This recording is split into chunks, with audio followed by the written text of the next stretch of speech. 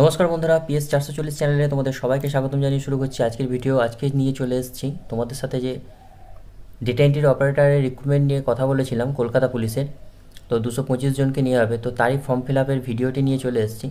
তো তোমরা কলকাতা পুলিশের অফিসিয়াল ওয়েবসাইটে এসে একটু নিচের দিকে স্ক্রল ডাউন করলে দেখতে পাবে যে প্রথম যে অপশানটা আছে recruitment of 225 data entry operator in Kolkata police, এটাতে ক্লিক করবে। এটাতে ক্লিক করলে তোমাদের সামনে নতুন একটি উইন্ডো ওপেন হবে। এইভাবে উইন্ডোটি চলে আসবে। তো তোমরা যদি নোটিশটি দেখতে চাও এখান থেকে নোটিশটি দেখে নিতে পারো যে ডেটা এন্ট্রি অপারেটর 225 জনকে নেবে, 16,000 টাকা করে বেতন আছে, গ্র্যাজুয়েশন হতে হবে আর কম্পিউটার অ্যাপ্লিকেশানের সার্টিফিকেট থাকতে হবে। তো এজ লিমিট টোটাল এখানে ডিটেলস দিয়ে আছে। আমি এই নিয়ে একটা ভিডিও করেছি, তোমাদের ভিডিও শেষে তুমি সেটা পেয়ে যাবে। তো এরপর এখান থেকে প্রসেসে ক্লিক করতে হবে ফর্ম ফিল আপের জন্য। এখানে আসার পর প্রথমে তোমাদের রেজিস্টার করতে হবে। তো রেজিস্টার নাও বলে যে অপশানটা আছে, রেজিস্টার নাও অপশানে ক্লিক করতে হবে। এখানে ক্লিক করলে তোমাদের এখানে মোবাইল নাম্বার, এখানে তোমাদের নাম, মানে পুরো নামটা দিতে হবে, এখানে কোন পোস্টের জন্য অ্যাপ্লাই করছো, এখানে ক্যাটাগরি, এখানে ডেট অফ বার্থ দিয়ে গেট ওটিপিতে ক্লিক করতে হবে। ওটিপির ঘরে ওটিপিটি বসিয়ে দেবে। এরপর এখানে ক্যাপচা কোডটি দিয়ে দিতে হবে, দিয়ে রেজিস্টারে ক্লিক করতে হবে। লগইন পেজে এসে এখানে তোমাদের মোবাইল নাম্বার, এখানে ক্যাপচা কোডটি দিলে তোমাদের সামনে দুটি অপশান শো করবে, get OTP, already have OTP. ওটিপিতে ক্লিক করবে। গেট ওটিপিতে ক্লিক করলে তোমাদের যে রেজিস্টার মোবাইল নাম্বারটা দিয়েছো সেই মোবাইল নাম্বার ওটিপি চলে যাবে, ওটিপিটা এখানে বসিয়ে দিও। ভেরিফাই অ্যান্ড লগ ইন বলে যে অপশানটা তোমাদের সামনে শো করছে এখানে ক্লিক করবে।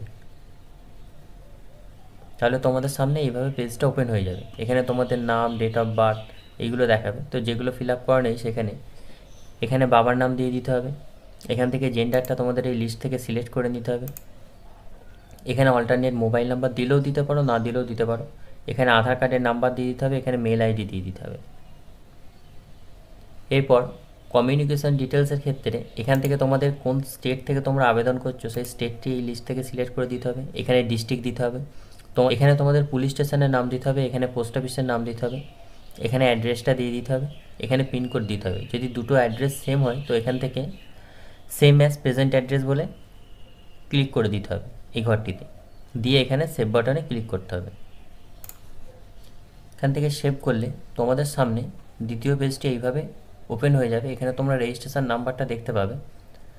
তো এখানে যেগুলো ফিল আপ করলে পার্সোনাল ডিটেলস এগুলো সব দেখাবে।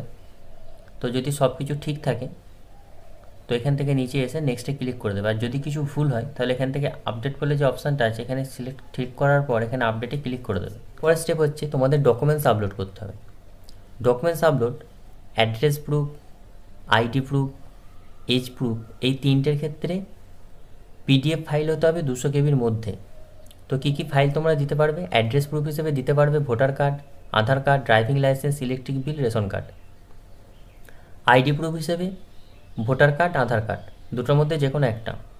আর এজ প্রুফ হিসেবে তোমরা বার্থ সার্টিফিকেট বা মাধ্যমিক স্ট্যান্ডার্ডের পাস সার্টিফিকেট বা অ্যাডমিট কার্ড দিতে পারবে। এখানে পাসপোর্ট সাইজ ফটো বলে দিয়েছে যে জেপিইজি ফরম্যাটে হতে হবে 100 কেবির মধ্যে। এটাকে আপলোড করতে হবে 110 পিক্সেল বাই 120 পিক্সেল। আর সিগনেচার আপলোড করতে হবে ওই জেপিইজি ফরম্যাটই 100 কেবির মধ্যে, এক্ষেত্রেও 120 পিক্সেল ইন্টু 80 পিক্সেল এই ফরম্যাটে করতে হবে। এরপর তোমাদের এখান থেকে সেভ করতে হবে। তো এখান থেকে চুজ ফাইলে ক্লিক করবে। ক্লিক করার পর যেটি তোমার দেওয়ার ইচ্ছে হচ্ছে, আমি যদি এখানে ভোটার কার্ড দিচ্ছি তো এখানে ভোটার কার্ডটি সিলেক্ট করে এখান থেকে ওপেন করে দেবো। এখানে দেখিয়ে দেবে তোমাদের পিডিএফ ফাইলের নামটা। এরপর তোমরা নেক্সটে ক্লিক করবে। নেক্সটে ক্লিক করলে পরের পেজে চলে আসবে। তো এখানে এডুকেশান কোয়ালিফিকেশানের মধ্যে এই ভাগগুলো বলে দিয়েছে। গ্র্যাজুয়েশান জেনারেল ডিসিপ্লিন, অর্থাৎ যে কোনো শাখায় তুমি গ্র্যাজুয়েশান করতে পারো। গ্র্যাজুয়েশান ইন কম্পিউটার সায়েন্স বা IT.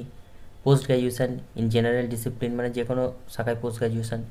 Post graduation computer science অথবা আইটি, তোমার যেটা আছে সেটা তুমি এখান থেকে সিলেক্ট করে নেবে, দিয়ে এখানে ডিটেলসটা দিয়ে দেবে।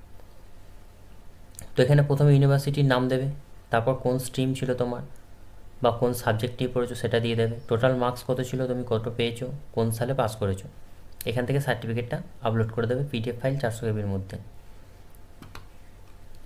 এরপর চলে আসতে হবে সার্টিফিকেট কোর্স, অর্থাৎ তুমি যে কম্পিউটারে যে সার্টিফিকেট করেছো কম্পিউটার অ্যাপ্লিকেশানে সেই কোর্সের নাম দিয়ে দেবে, কোন ইনস্টিটিউট থেকে করেছো সেটা দিয়ে দেবে, কত মাসের করেছো সেটা দিয়ে দেবে। এখান থেকে সার্টিফিকেটটি আপলোড করে এখানে সেভ করে দেবে।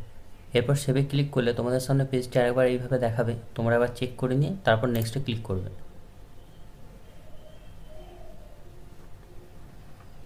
এরপর চলে আসতে হবে টাইপিং স্পিড তোমাদের কতটা আছে সেটা এখানে উল্লেখ করে দিতে হবে।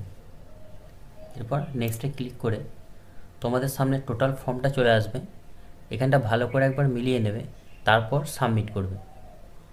তোমরা ডকুমেন্টসগুলো ঠিকঠাক আছে কিনা চেক করার জন্য এখানে ক্লিক করে দেখে নিতে পারো যে তোমরা ঠিকঠাক ডকুমেন্টস আপলোড করেছো কিনা, তোমাদের সামনে এইভাবে শো করবে। আবার ব্যাকে চলে আসবে, যে দেখে নেবে। এরপর এখানে ডিক্লারেশানে টিক দিয়ে দেবে সব কটা। যদি বাংলা লিখতে বলতে পড়তে পারো তাহলে লাস্টে একটা টিক দিয়ে দেবে, দিয়ে ফাইনাল সাবমিটে ক্লিক করবে। তোমাদের সামনে এরকম একটি SMS শো হবে, এখান থেকে ওকেতে ক্লিক করে দেবে।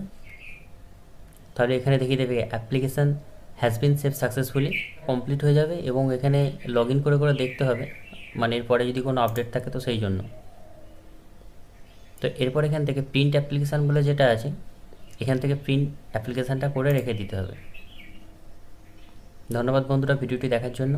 এই ধরনের গুরুত্বপূর্ণ ভিডিও পেতে আমাদের PS 440 চ্যানেলটিকে সাবস্ক্রাইব করে পাশের বেল আইকনটি বাজিয়ে